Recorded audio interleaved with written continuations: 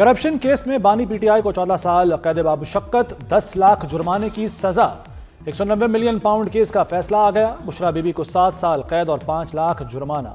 القادر university اور trust سرکاری control میں دے دیا گیا۔ جرمانہ ادا نہ کرنے پر بانی کو مزید 6 ماہ اور بشرا بی بی کو مزید 3 ماہ قید بھگتنا ہوگی۔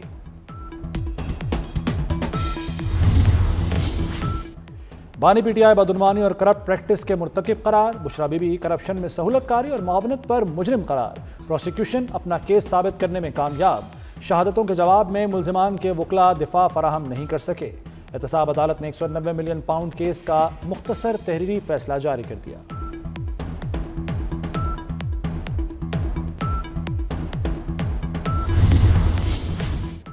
کمرہ عدالت سے گرفتار بشرا بی بی اڈیالہ جیل منتقل۔ خواتین بیرک میں منتقل کرنے سے قبل بانی کی اہلیہ کا مکمل طبی معائنہ۔ ادویات اور ضروری سامان بھی پہنچا دیا گیا۔ کپڑے، جوتے، چادریں، کھانے پینے کی اشیاء، بیڈ شیٹس، تکیے اور دیگر چیزیں شامل۔ بانی پی ٹی آئی کو قیدی نمبر بھی الاٹ کر دیا گیا۔ ہم نے دیکھا 2 سالوں سے ہمارے ساتھ عدالت رویہ امتیازی اور غیر منصفانہ رہا ہے۔ یہ شرم کا مقام ہے۔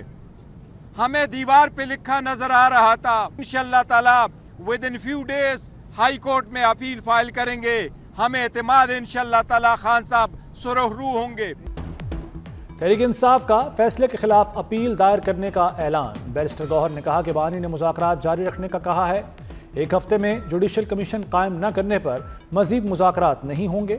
چند دن میں ہائی کورٹ میں اپیل کریں گے۔ جلد بانی رہا ہوں گے۔ عمر ایوب نے ملکی جوڈیشل تاریخ میں سیاہ ترین دن قرار دے دیا۔ دعویٰ کیا کہ پیسہ سپریم کورٹ سے سرکاری خزانے میں گیا، حکومت منافع کماتی رہی۔ اسد کیسر اور شبلی فراز کا تحریک جاری رکھنے کا عزم۔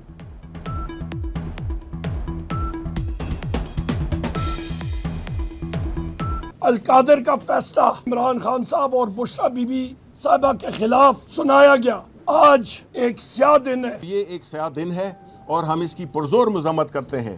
ہم ان کو انشاءاللہ دوسری کورٹس میں لے جائیں گے کیونکہ یہ سارے سیاسی کیسز ہیں جو کہ عمران خان سے لے کر اس کی نیچے تک اس کی پارٹی کے کارکنوں پہ بنائے گئے ہیں۔ ان کا بنیادی طور پر سوچ یہ ہے کہ اس قسم کے کیسز سے یا اس قسم کے فیصلے سے یہ ہماری تحریک کو دبائیں گے۔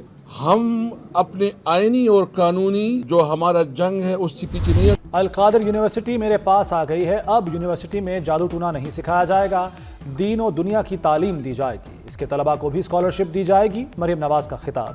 کہا بانی پی ٹی آئی پہلے وزیر اعظم ہیں جنہیں کرپشن پر سزا سنائی گئی۔ چور چور کہنے والے پر آج خود چوری ثابت ہو گئی۔ جب فتنہ نیچے جاتا ہے تو قوم اوپر جاتی ہے۔ جن بچوں کو پیٹرول بم دیے گئے وہ جیلوں میں پڑے سڑ رہے ہیں۔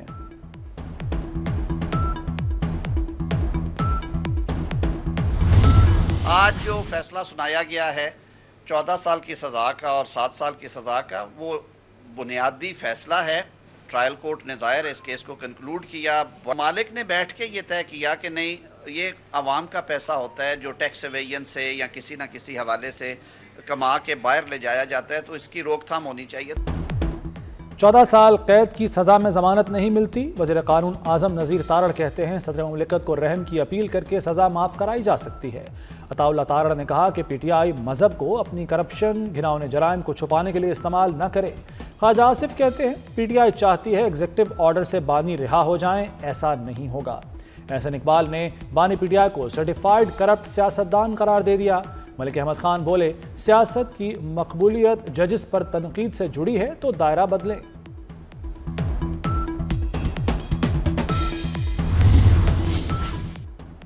بانی P T I corporate criminal ہیں، انہیں غلط فیصلوں کی سزا مل رہی ہے۔ گھڑیاں چوری کر کے بیچیں اور عوام کی آنکھوں میں دھول جھونکی۔ شرجیل میمن نے کہا کہ بانی نے 2018 سے ریاست کے خلاف جنگ شروع کی ہوئی ہے۔ بانی آج بھی کئی جگہ پر لاڈلا ہے، کوشش ہے کوئی ٹرمپ کارڈ مل جائے۔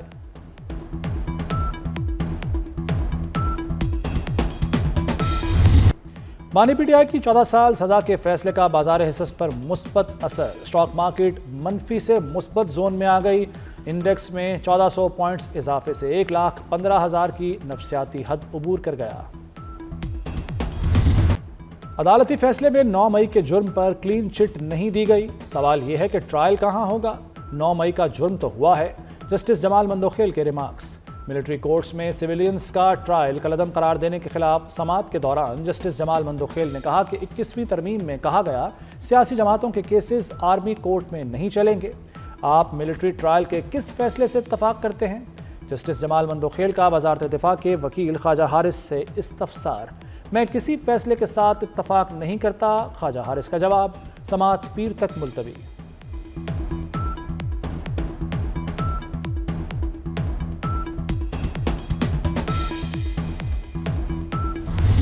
کوئی ایک آدمی، کوئی ایک طاقت یا کوئی ایک مخصوص سوچ قوم کو نہیں بناتا، سب کو مل کے محنت کر کے متحد ہو کے قومیں بنتے ہیں۔ ہم آپس میں ہی لڑ پڑیں گے اگر ہم یہ نہیں سمجھیں گے کہ طاقت کسی بندوق، کسی گولی میں نہیں، آپ کی ثقافت میں ہے، آپ کی سیاست میں ہے، آپ کی کلچر میں۔ تو پھر جو نوجوان نسل کی امیدیں ہیں، ہم ان کے امیدیں کے مطابق پرفارم شاید نہیں کر سکیں۔ طاقت کسی بندوق یا گولی میں نہیں، ثقافت میں ہے۔ کوئی ایک آدمی یا سوچ قوم نہیں بناتی۔ متحد ہو کر تمام مسائل کا سامنا کیا جا سکتا ہے۔ چیئرمین پیپلز پارٹی بلاول بھٹو کا کراچی میں میڈیا یونیورسٹی بنانے کا اعلان۔ کہا آپس میں لڑیں گے تو نوجوانوں کی امیدوں پر پورا نہیں اتریں گے۔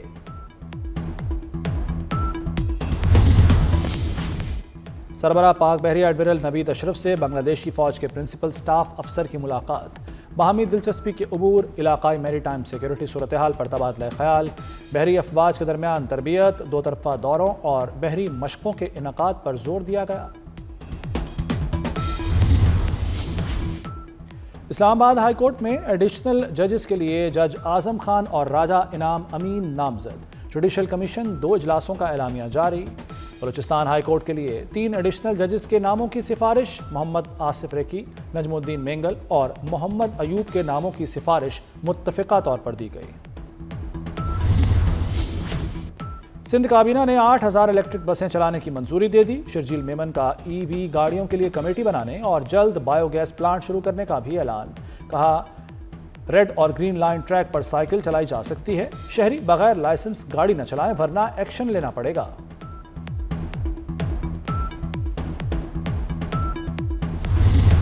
اسپارکو کے انجینئرز کا کارنامہ، پاکستان کا پہلا الیکٹرو آپٹیکل سیٹلائٹ خلا میں بھیج دیا گیا۔ EO-1 سیٹلائٹ چین کے چوان لانچ سینٹر سے خلا میں داخل۔ سیٹلائٹ کے لانچ کے موقع پر پاکستانی اور چینی سائنسدان موجود تھے۔ مناظر اسپارکو سے براہ راست دکھائے گئے۔ EO-1 قدرتی آفات کی پیشگوئی میں بھی مدد کرے گا۔ وزیراعظم شہباز شریف کی سیٹلائٹ کی لانچ پر سائنسدانوں اور انجینئرز کو لگن اور بہترین ٹیم ورک پر مبارکباد۔ ISPR نے سیٹلائٹ لانچ ملکی خلائی سفر میں ایک اہم سنگ میل قرار دے دیا۔ کہا سیٹلائٹ سے آبپاشی کی ضروریات کا اندازہ لگا کر پیداوار کی پیشگوئی کی جا سکے گی۔ آبپاشی کی ضروریات کا اندازہ لگا کر پیداوار کی پیشگوئی کی جا سکے گی۔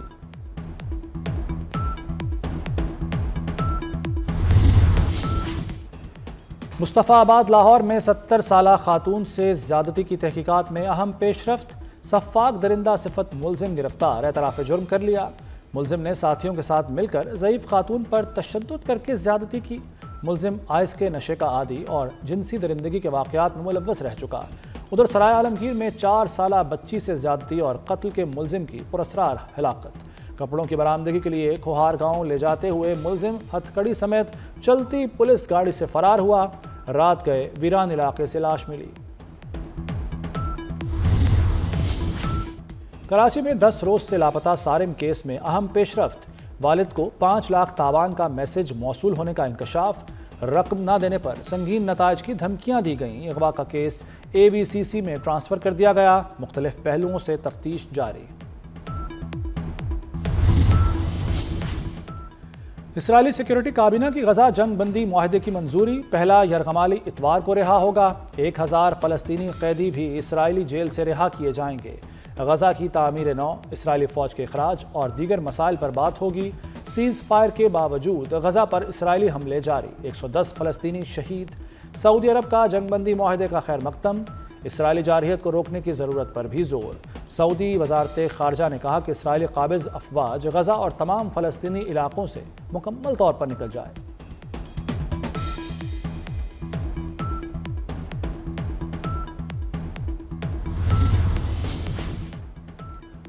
جنگ بندی معاہدہ ہو رہا ہے تو بم کیوں برسا رہے ہو؟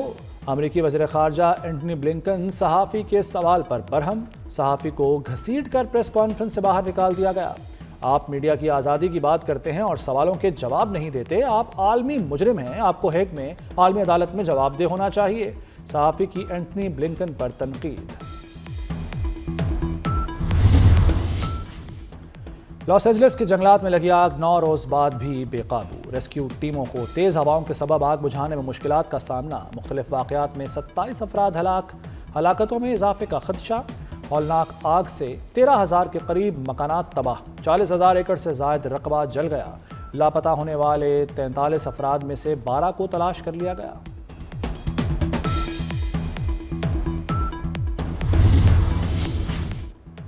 نومنتخب امریکی صدر ڈونلڈ ٹرمپ کی تقریب حلف برداری کی تیاریاں، واشنگٹن میں کیپٹل ہلز پر سٹیج سج گیا، سیکیورٹی کے لیے 25,000 اہلکار تعینات۔ سٹیج پر ٹرمپ کے خاندان کے افراد اور سابق صدور سمیت مہمان خاص بیٹھیں گے۔ ٹرمپ کی چینی صدر کو بھی تقریب میں شرکت کی دعوت۔ ڈونلڈ ٹرمپ 20 جنوری کو دوسری مدت صدارت کا حلف اٹھائیں گے۔ کانگریس کے ارکان، سپریم کورٹ اور ان کی آنے والی انتظامیہ اور ہزاروں شرکاء کے سامنے حلف اٹھائیں گے۔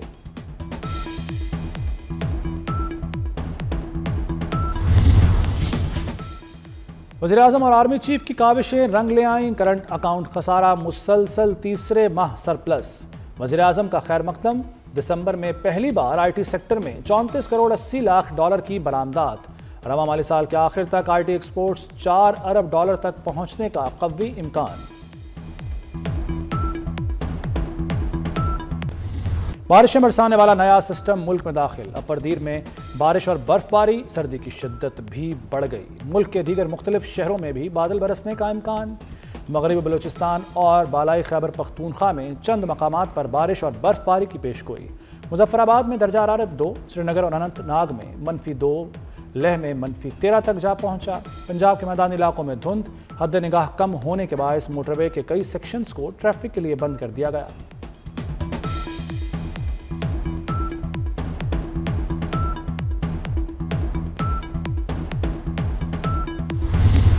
اور اداکارہ و ماڈل ثنا جاوید اور کرکٹر شعیب ملک کی شادی کو 1 سال مکمل ہو گیا۔